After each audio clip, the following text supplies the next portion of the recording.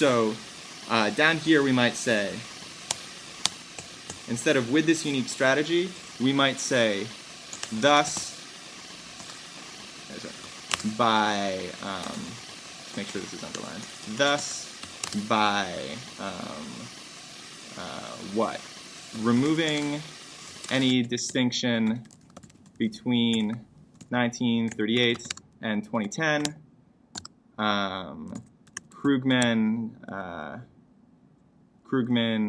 can give the reader a valid framework for understanding, can give the reader a coherent framework for understanding what is happening today and what must be done. Right? So the unique strategy, when you say unique or very or really or brilliant or something like that, that is a value judgment that doesn't carry too much weight to it. It's almost purely emphatic to a certain point, whenever you call something unique, especially. There's actually a good West Wing clip on that. I can email you guys if you want. Sorry.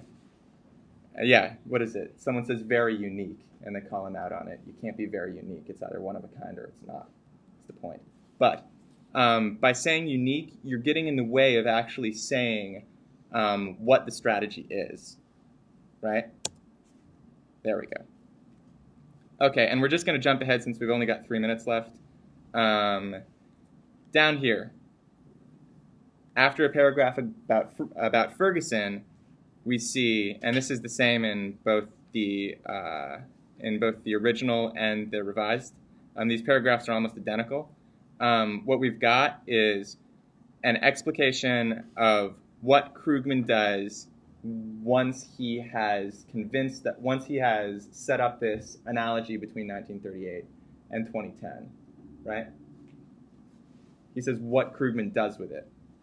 I personally want to hear about that right after I hear that Krugman set up the analogy.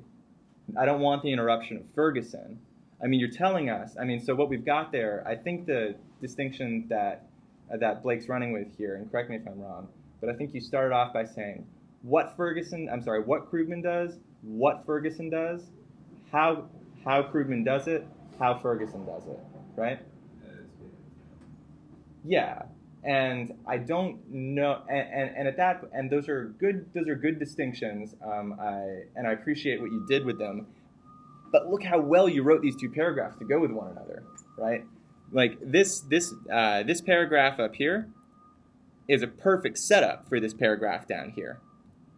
So let's, I'm going to cut and paste, and we're just going to see how it plays, right? Krugman can give the reader a coherent framework for understanding what is happening today, as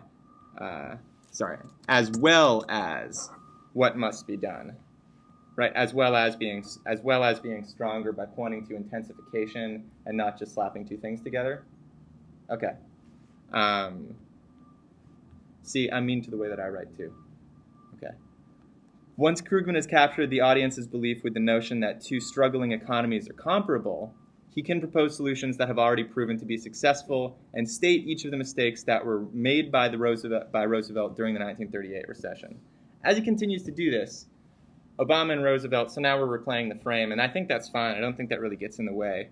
But look at how this transitional sentence plays so nicely with the topic sentence of the next paragraph, right?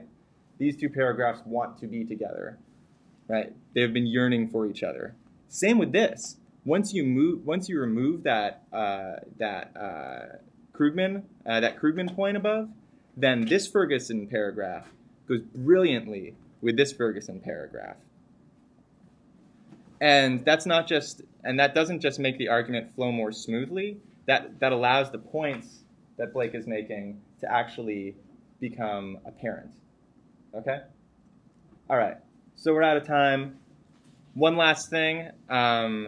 I'm not going to post this document really to the website. I'll just have it downloadable, but the analysis part of it isn't especially effective